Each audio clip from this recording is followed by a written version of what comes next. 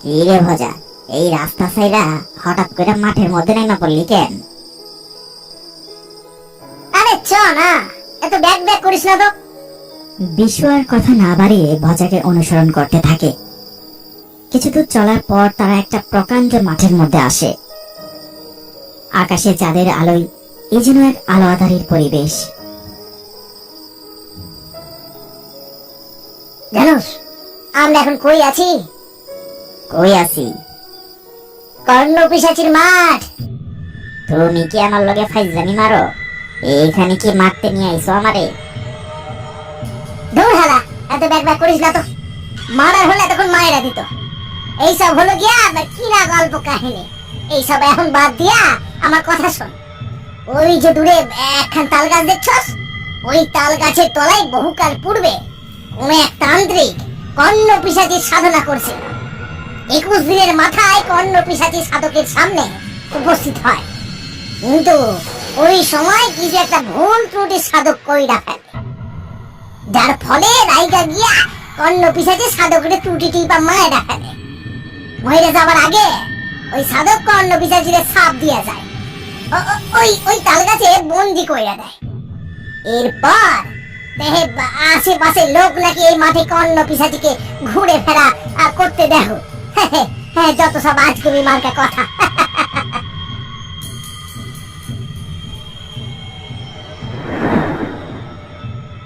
এইসব এইসব কি হইতাছে? তাদের গলা দিয়ে কোনো আওয়াজ বেরোচ্ছে না। ভয় যেন তাদের অজান্তেই এসে উপস্থিত হয়েছে। দূরের হাওয়াতে দুলতে থাকা তালপাতার আওয়াজ শোনা যাচ্ছে। তারা দুজনে ভয়াক্ত দৃষ্টিতে তাকায় তাল গাছটির দিকে। সাথে সাথে কড়কড় শব্দ করে বাজ পড়ে। বিশু, বিশু, বিশু। বিশুর সারা শব্দ না পেয়ে ভজা পেছনের দিকে তাকাতেই দেখে বিশু মাটিতে শুয়ে গুমরাচ্ছে। বিশু, বিশু। ভজা লণ্ঠন হাতে দৌড়ানো শুরু করে দেয়। আমায় ছেড়ে যাস না। ভজার শরীর শিউরে ওঠে। আরো জোরে দৌড়াতে শুরু করে সে। দৌড়াতে দৌড়াতে হঠাৎ কোনো কিছুতে ধাক্কা খেয়ে মাটিতে পড়ে যায়। তালপাতার সনসন শব্দ শুনতেই ভজা লণ্ঠন তুলে ধরে। বুঝতে পারে সে এখনো সেই কর্ণপিশাচের মাঠের তাল গাছের তলায়। হঠাৎ আবহাওয়া আবার ঘূর্ণি হয়ে ওঠে। পরমুহূর্তে কড়কড় শব্দ করে বাজ পড়তে শুরু করে। বাজের এক মুহূর্ত আলোয় ভজা দেখতে পায় তাল গাছের মাথায় একটি ভয়ঙ্কর ছায়ামূর্তি দাঁড়িয়ে আছে। হ্যালো। ফোনের অপর প্রান্ত থেকে জোরালো বাজ খায় কণ্ঠ ভেসে আসে। গলাটি কমলপুর গ্রাম পঞ্চায়েত প্রধান অরবিন্দ মল্লিকের। নিজের ভালো চাস্ত প্রমাণগুলো আমার হাতে তুলে দে। ভালোই ভালো বলছে, এখনো সময় আছে। আপনি বোধহয় ভুলে যাচ্ছেন আমার নাম অমিতাভ ধর। পেশায় আমি একজন সাংবাদিক। জীবনে কোনোদিন অন্যায়ের সাথে আপোষ করিনি আমি। একজন সাংবাদিক হিসেবে আমার যা দায়িত্ব, আমার যা কর্তব্য, আমি সেই দায়িত্বে কর্তব্যে অটল আর অবিচল।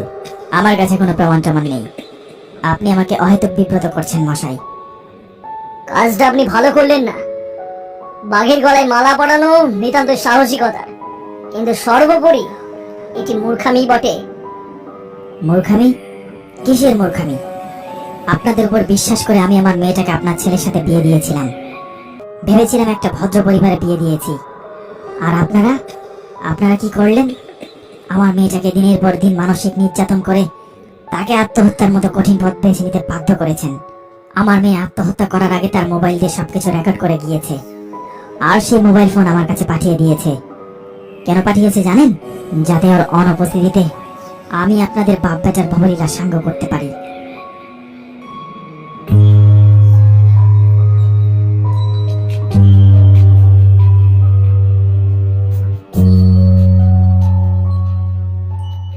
ও অমিতাভ দা! আরে রবি যে, ভালো আছিস তো? আরে তুমি ওখানে কি করছো? এখানে এইদিকে এসো। এই বাজারে গিয়েছিলে? হ্যাঁ, টুকটাক ওই আর কি। তোমাকে এমন হতাশাগ্রস্ত লাগছে কেন? হ্যাঁ, আমার কথা ছেড়েই দে। অরবিন্দ মল্লিক? আহ, বাদ দে না ওসব কথা। এখনো লোকটা তোমাকে ফোনে হুমকি দেয়? তুই তো জানিস ও এখানকার মাতব্বর। মাঝে মাঝে ইচ্ছে করে ওর সব ভণ্ডামি সবার সামনে উন্মোচন করে দেই। ওই মানুষটারে কি আর আমি চিনি না? হাড়ে হাড়ে চিনি। গেল বছর কালী পূজার সময় কি করেছিল সে কি কারো অজানা? আমারে আমারে দয়া করুন, এত টাকা চাঁদা দেওয়ার সামর্থ্য আমার নেই। সমর্থন নয় মানে?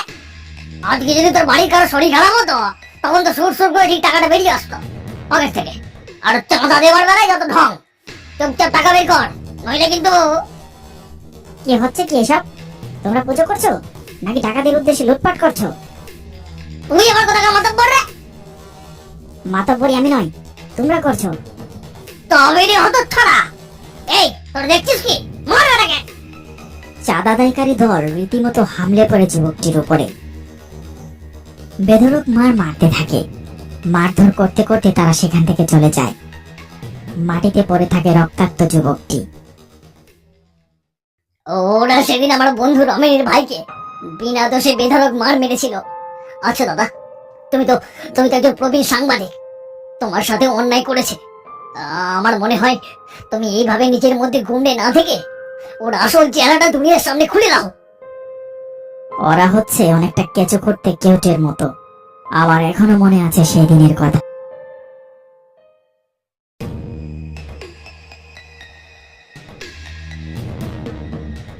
এ কি, আপনি এখানে কি চাই? আরে অমিতাভ বাবু, কেমন আছেন? সব কুশল মঙ্গল তো? আরে বাড়িতে অতিথি এসেছে আর এরকম ভাবে রাগ করছেন? আমার তো মনে হয় গাছে জল না দিয়ে আপনার নিজের মাথায় একটু জল ঢালা উচিত।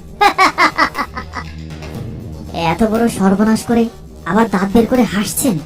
আপনার শরীরে লজ্জা শরম বলতে কোনো বস্তু আদৌ আছে কি? দেখুন অমিতাভ বাবু, মানুষ মাত্রই ভুল হয়। এখানেও ধরে নিন তেমন একটা হয়ে গেছে। আমাদের সবসময় ভবিষ্যৎকে দেখে এগোতে হবে। আমি বলি কি, আপনি ভবিষ্যতের কথা চিন্তা করে অতীতের কথা ভুলেছেন। আপনি কি আমাকে থ্রেট দিচ্ছেন? প্রথমে ভাবলাম আপনাকে একটু ভালো করে বুঝিয়ে দেখি। যদি মেনে যান তাহলে ভালো, আর যদি না হয় তাহলে অগত্যা অন্য পন্থা অবলম্বন করতে হবে। বেরিয়ে যান, এই মুহূর্তে আমার বাড়ি থেকে বেরিয়ে যান। তাহলে আর কি, যা থাকে কপালে, যা ভালো বোঝেন, চলি।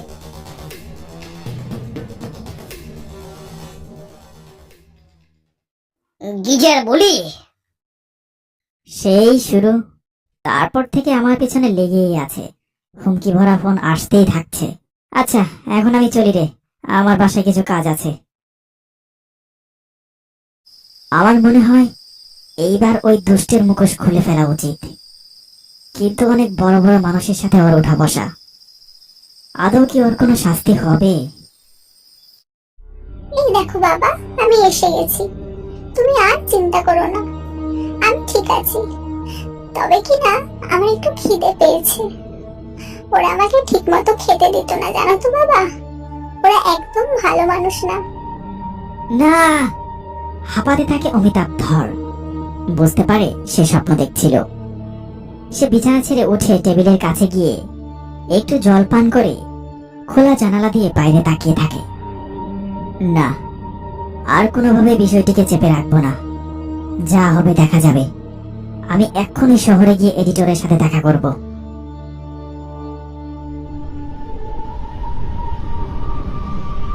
দুচাকার গাড়িটি নিয়ে অমিতাভ ধর বাড়ি থেকে বেরিয়ে পড়েন।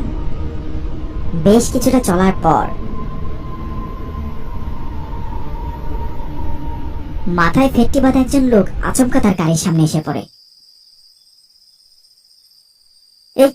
কে আপনি? ওম শান্তি। আরে, এ তো ধীর জেঠা। এইভাবে কেউ হুট করে চলন্ত গাড়ির সামনে এসে পড়ে? এখনই তো একটা অঘটন ঘটে যেতে পারতো। সময় সময় না হলে কোনো কিছু ঘটিত হয় না রে। এখন যেটা বলছি সেটা শোন। চুপচাপ ঘরের ছেলে ঘরে ফিরে যা। মানে? এখনো তো মানে বুঝবার সময় নেই। যা যা বাড়ি যা, বাড়ি যা বলছি।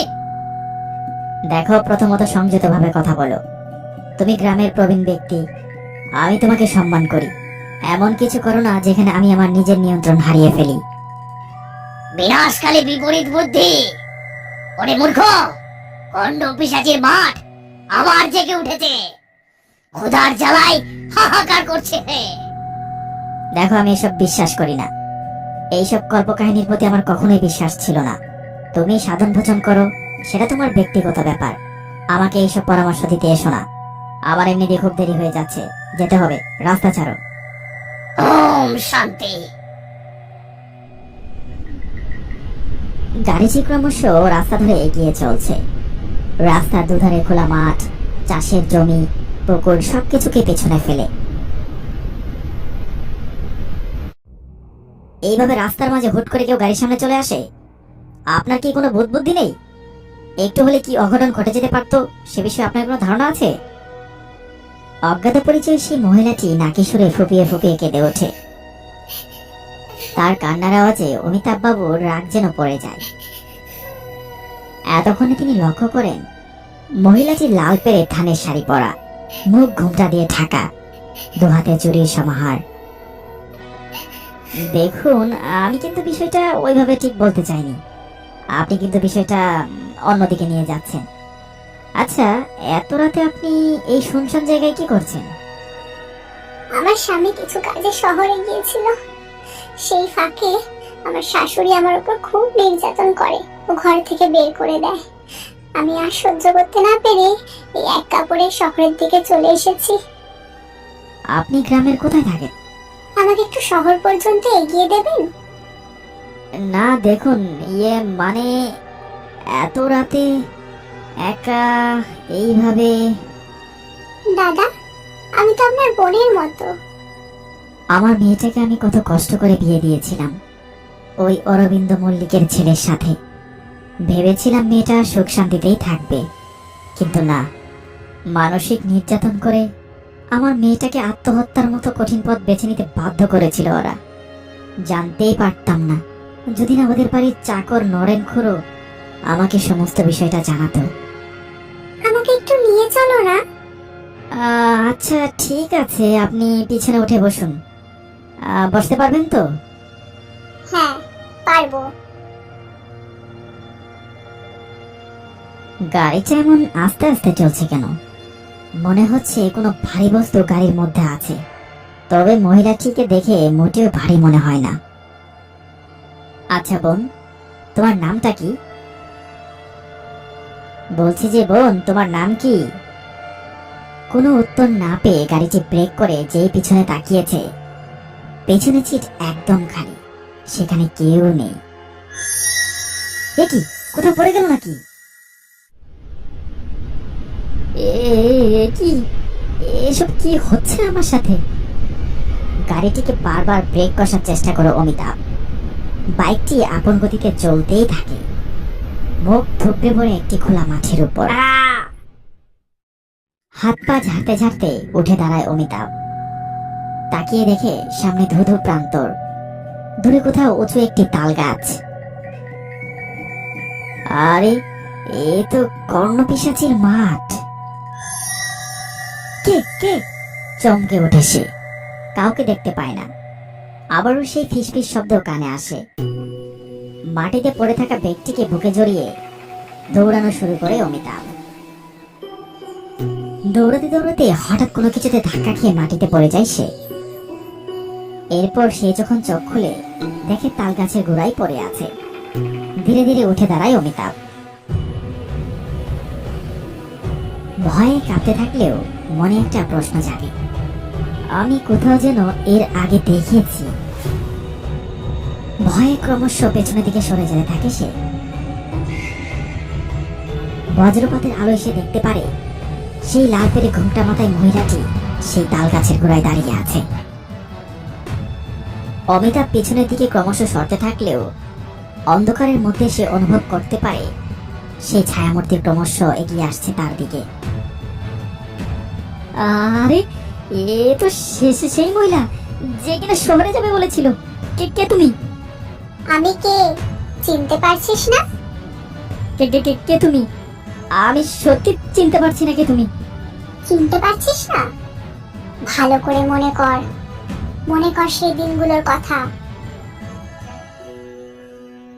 আমি জানি ম্যাডাম, আপনি আমার উন্নতি সহ্য করতে পারছেন না, তাই ম্যানিপুলেট করে আমার কাছে থেকে প্রজেক্টটা নিয়ে নিয়েছেন। তবে এইভাবে আমাকে আটকাতে পারবেন না আপনি Kamalini. Just shut your mouth. তোমার সাহস দেখে আমি আশ্চর্য হয়ে যাচ্ছি। তুমি আমার নাম ধরে কথা বলছো? How dare you! তুমি ভুলে যাচ্ছ যে বয়সে আমি তোমার সিনিয়র। হ্যাঁ, আমি বেশ ভালোভাবে জানি আপনি আমার সিনিয়র। আর আমি এটাও জানি আমি যেভাবে কাজ করি আমার পোস্ট খুব শিগগিরই আপনার পোস্টের উপরে চলে যাবে। তাই আপনি ইচ্ছে করে ম্যানিপুলেট করে আমাকে নিচু পদে রাখতে চাচ্ছেন। উঁচু আর নিচু এই দুটো শব্দ ব্যবহার করে তুমি বুঝিয়ে দিয়েছো তোমার মানসিকতা কতটা চিপ। আজকে তুমি আমার সাথে যে ব্যবহার করলে, এর জন্য আমি আমার সুপিরিয়রের কাছে তোমার নামে নালিশ করব। I will see you. হ্যাঁ হ্যাঁ, যা পারেন করে নেবেন, যান। কমলিনী, বাহ, এত তাড়াতাড়ি মনে পড়ে গেল। যাক, মনে আছে তাহলে। তুমি এখানে কি করে এলে? এ যে একেবারে অসম্ভব। তুই তো আমাকে এখানে নিয়ে এসেছিলিস। সেদিন আমিও তোর মতো এক অসহায় মানুষের পাশে দাঁড়ানোর জন্য ও এক শয়তানকে শাস্তি দেবার জন্য প্রমাণ জোগাড় করেছিলাম। আর তুই পদোন্নতি ও পয়সার লোভে বিশ্বাসঘাতকতা করে এখানে এনে খুন করে সমস্ত প্রমাণ লোপাট করে দিলি। আর রটিয়ে দিলি যে কর্ণপিশাচী মাঠের সত্যতা নিয়ে কভার করতে এসে এক সাংবাদিকের রহস্যময় মৃত্যু, আধি ভৌতিক মৃত্যু। কেউ আর বিষয়টিকে গভীরভাবে পর্যালোচনা করলো না। কিভাবে একজনের মৃত্যুকে কেন্দ্র করে টিআরপি পাওয়া যায় তাই নিয়ে উঠে পড়ে লাগলো। সিনেম্যাটিক রসপদ জমজমাটির মোড়কে মুড়ে পরিবেশিত খবর সকলের কাছে বেশি আলোচনার কেন্দ্রবিন্দু হয়ে উঠল। ধীরে ধীরে সময়ের সাথে হারিয়ে গেলাম আমি, হারিয়ে গেল স্বপ্ন, একজন অসহায় মানুষকে ন্যায় পাইয়ে দেওয়ার লড়াই। আর এখন যখন নিজের মেয়ের সাথে অন্যায় হলো, তখন তোমার বিবেক দংশন হলো। আমায় ছেড়ে দাও কমলিনী, আমার ভুল হয়ে গেছে। আর কোনো ভুল তুই করবি না, সেই ব্যবস্থাই করছি। খপ করে গলা টিপে ধরে তার গলা ধরে টেনে নিয়ে যেতে থাকে সেই তাল গাছের দিকে। গলা ধরে উঠিয়ে নেয় তাল গাছের মাথায়। সেখান থেকে নিচে ফেলে দিয়ে হত্যা করা হয় অমিতাভ ধরকে।